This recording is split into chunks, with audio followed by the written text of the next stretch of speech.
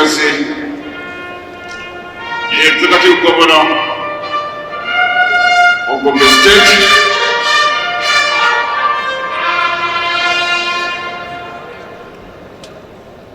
the Chairman of the Northern Governors Forum, and by my own understanding, the Chief of the Investors in Gombe, our Chairman, our Royal Father Igwe, the President of PSN, please, in line with the ease of doing business for which Gombe is known for, permit me to copy and paste the protocol established much earlier.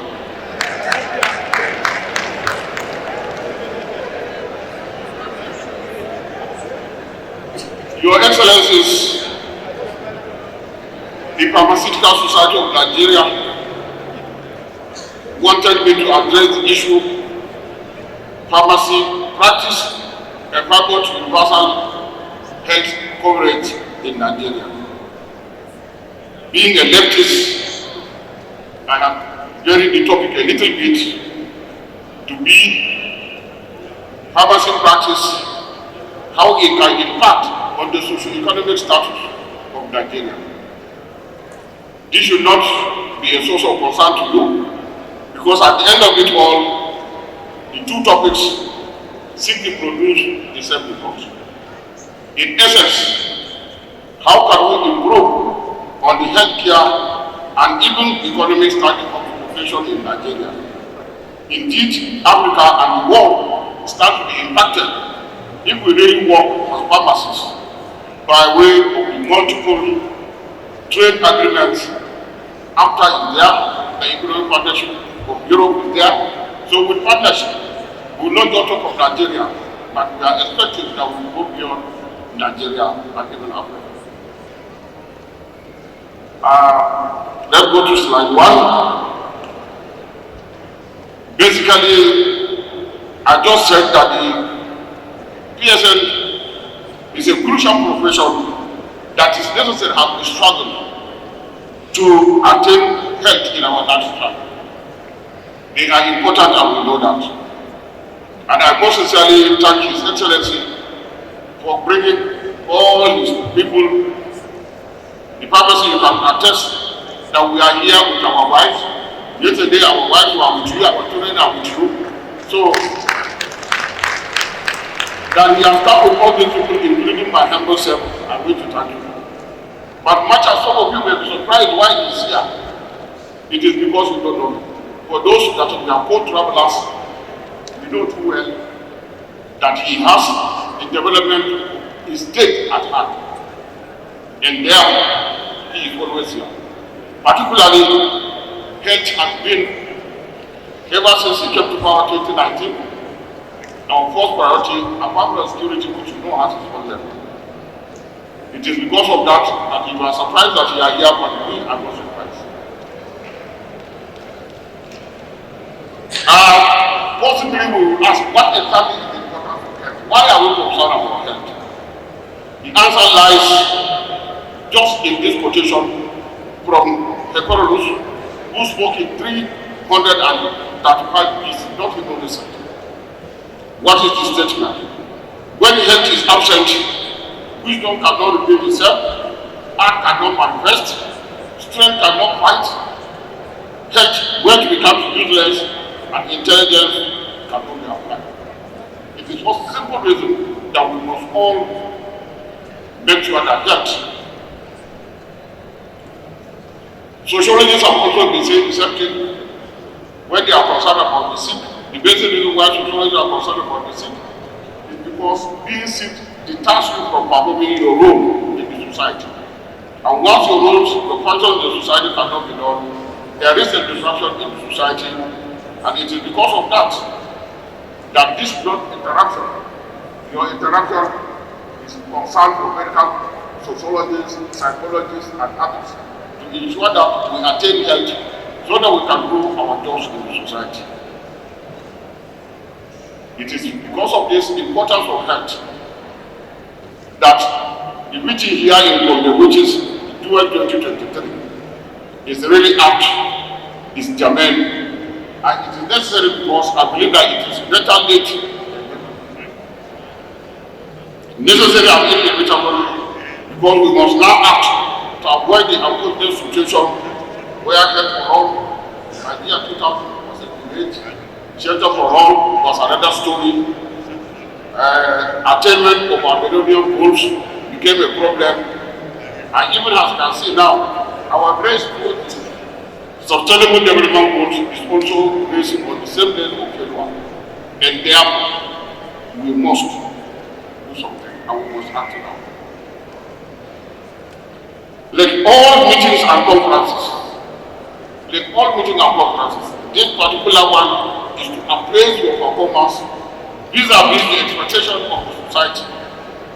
Accordingly, adhering to the feedback mechanism will make your organization relevant, responsive, and adaptive. That is the only thing that can make an organization relevant. If you are relevant, if you are responsive, if you are adaptive, you will survive. Otherwise, you will fail. When Charles Darwin said, survival of the fittest, that was not precisely what he said. He said that the species that can survive is the one that is able to adapt to an environment. Unfortunately, I'm a Spencer, another British scholar. All these capitalists said is survival of the fittest. That's not what he said. He said a species that can adapt is the one that will survive, not fittest. Recent happenings and events are giving us a challenge. When we say we are in the modern world, the diseases also came and said we are also having modern diseases. And therefore, what are we having now? Apart from the non-tropical diseases that we know, we now have Lassa fever, Ebola, coronavirus, these variants, monkeypox, Brody ulcer, diphtheria, and many others that are challenged to you that will need the person to treat diseases. The advent of modern diseases is a problem to you, it's a challenge to you. That pharmacists must address. As pharmacists who are expected to identify, research, and produce the best drugs for use by your twin profession, the medical personnel, who diagnose and administer to those who present themselves to you, your taxes have become enormous and almost peculiar.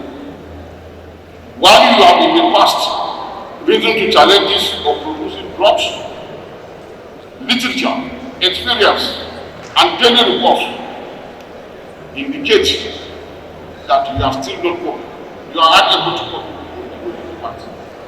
Either you are not able to go because of the supply, or possibly what you produce is too expensive for our poor people in rural areas to afford. Meaning you are unable to cope with the challenges that are presented to you. In the circumstances that you are unable to cope, possibly because our medicines are coming from other clients, China, India, and others. It is in the circumstances of these challenges that I have a challenge to ask you to look inward. Consider open contacts, partner layers with relevant stakeholders, and produce in our environment using plants, animals, birds, skin and all others, and other things that the nation is blessed with. It is deliberate that I'm wearing a Nigerian dress. This is a dream. It should show you that we have to come back home. It's deliberate dressing to tell you that you have to do inwards. Even though the challenges are presented to you may seem an Herculean task, the ethnic composition of Nigeria, which had 521 ethnic groups, but 2 have gone extinct according to stories. The remaining 500 ethnic groups are the source of knowledge that you can get at their own ideas of medicine, which you can research on. So much as I have given you the task of cutting inward, I've also told you where you can go and get that. These people have their own knowledge, they have their heart that they use to cure diseases, even before the advent of Western medicine. The commencement of theory, they have having told you that there are these ethnic groups that each and every one of them have their own message. It's a place to come.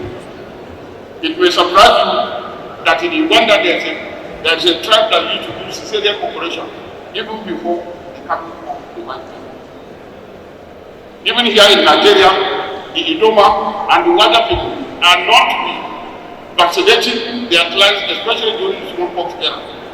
You go and take the post of a man that is infected with pox and they search it. Meaning there are the ethnic groups that you can get the knowledge from them.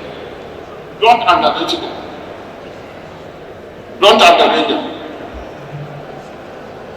In the journey you are supposed to undertake, you are supposed to do test running, you are supposed to do researches, you are supposed to produce medicine in our own environment. At least it will be cheaper, and we believe that this is not impossible because borrowing from criminologists, the criminologists maintain that somewhere somehow lies the solution. Implied is that you can get remedy for all these diseases wherever they have. There is a religious portion of the book that says there is no disease that you see on earth that God has not created the remedy before them. I think the challenge to us, especially you pharmacists, is to identify those remedies that are existing. I appeal to you and your profession to please do all you can. Keep your pockets where you are. Keep your pockets, like I always repeat, is a socialist language, saying, challenge you to do what you can do where you are. Don't wait until you are the president of the Pharmaceutical Society. Don't wait till you are an ex-president. Whatever you are and you can do it now to ensure that we improve the delivery of services of medicines to our client. The functionalist theories have it that everything that you see has a value. I'm sure that every link that you see is a medicine. It's only that we have not discovered what disease and what medicine that is meant for. And this is precisely the challenge I present to you. Pharmacists as individuals, as collectivity, you must identify the uses of the local things that we have.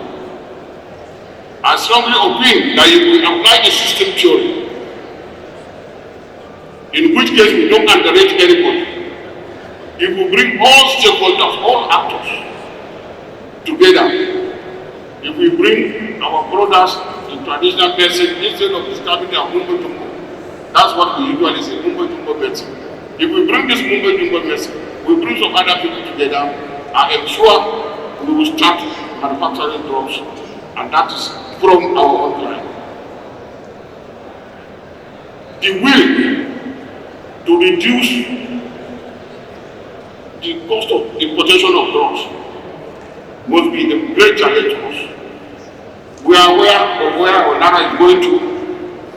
We are aware of how many people go abroad. By the records I have, the federal government accepted that only 1.2 billion US dollars was spent in medical tourism. Another association, I think whether it's a medical association, said it's 1.6. Another group said it's even 1.9. Whatever it is, even if it is the lowest, which is 1.6, lovers of Nigeria, whatever figure it is, I am sure that this money, 1.2 billion US dollars, is enough to construct most sophisticated hospitals in our 6 geopolitical zones and most sophisticated pharmaceutical firms in these geopolitical zones that will produce medicine for us, instead of going abroad, where we go, sometimes we die again and abroad back home. We will save ourselves that calamity.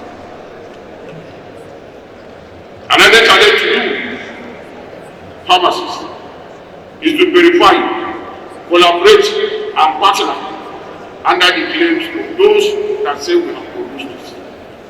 Dr. Ibrahim Lawa Odwala, a director of biomedicine in the Research and Federal Forestry Research Institute, said we have herbs that can cure many diseases.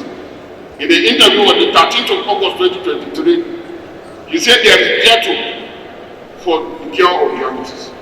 He said there is action for ulcer, and he mentioned so many diseases or medicine that they have discovered. It is your own duty to liaise with them, see what it is, and see how we can develop. We are tasked with this because we cannot just sit down and dismiss the claims of certain things. I personally, on the 13th of September 2023, I had a stubborn catarrh that I say is even my friend. He refused to go, so I called him my friend. But surprisingly, my junior brother and a judge of the Court of Appeal brought the back of the settled to me and I took it. And to my surprise, it has gone. Yes, it has given me. But it is left for you to go into it. Possibly there are some harmful effects that are there. We challenge you to identify them. If there's nothing wrong with it, then I think we don't have to rely on current medicine. At any rate, every country, every place has its own native medicine. And that is why in World Health Organization, the definition of traditional medicine is the sum total of the knowledge, skills, and practices based on the theories, beliefs, and experiences indigenous to different cultures, whether explainable or not, in the prevention, diagnosis, improvement, and treatment of physical or mental illness. That is representative. So, if that is it, then what we are even bringing is other people's indigenous medicine. What stops us from producing our own indigenous medicine? Because it is said that whether you can explain it or not, as long as it cures, the challenge is that we have our own medicines. And because of the ethnic group that I say we have over 500, it means we have more than places that we can research. And therefore, we urge us to produce our own medicine for the obvious reason of one, yes, it will provide jobs in the area of conservation, cultivation, harvest, and drying of this process. We are talking of unemployment, but we are going into production of native medicine. First of all, we have to create the forest from where we get the herbs. And even that is enough employment. Cultivating it, harvesting it, drying it, processing, and selling is enough employment for our people. At any rate, we will also build the capacity of our own traditional medicine, which eventually we will take outside this country because like we said, the African continental trade rate is there, meaning goods from Nigeria can get as far as Zimbabwe to East Swatini, to wherever it is, on account of that free trade agreement, what we pay a little bit. Nigeria, being a member of ECOWAS, pays just about 0.05% as duty for any goods that is produced in West Africa. The implication is if we produce goods in this place, we can always. Then, just to digress a bit, for investors, we are not just producing to be kept in the store. We assure you that production in Gombe is free from market blocks, because Gombe, as it is in the center of a zone that has 5 other states. And quite apart from that, Cameroon, Niger, Chad are just across the border. So whatever you produce in Gombe is something that will go across, apart from these 5 states, it will go across this country. So don't fear any market stagnation. There can be no market.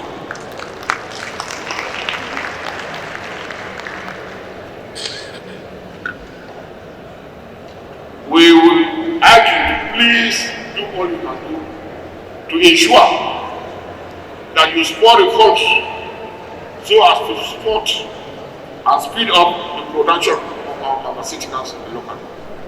This was the charge that was made to you by the Nigerian Academy of Pharmacy long time ago. I think you will remember that. You also produce local drugs to prevent potential pandemic. You saw that when the corona came, it caught everybody napping, including the advanced world. If we are really productive, it can catch us now. We will also, by producing local jobs, we will fill in the gap that has now been created by the exit of some of our pharmaceutical firms, like the blood spill, which has left to another country. My dear President, I will do one final thing. As leaders, I wish to state that leadership without sacrifice is an illusion. And the measure of leadership is influence and nothing. Therefore, if we are leaders, we must sacrifice, we must influence our people. Furthermore, you have heard that it was said, the customer is the most important in business. But I say unto you now, take care of your staff and they will deliver the best service to your clients. There is therefore the compelling need for us to do just that because there is no option. A staff that is not well taken care of cannot render good service to anybody. You cannot render service to anybody, whether you preach it or you do it. I thank you all. Mr. President, I must stop, and I have stopped.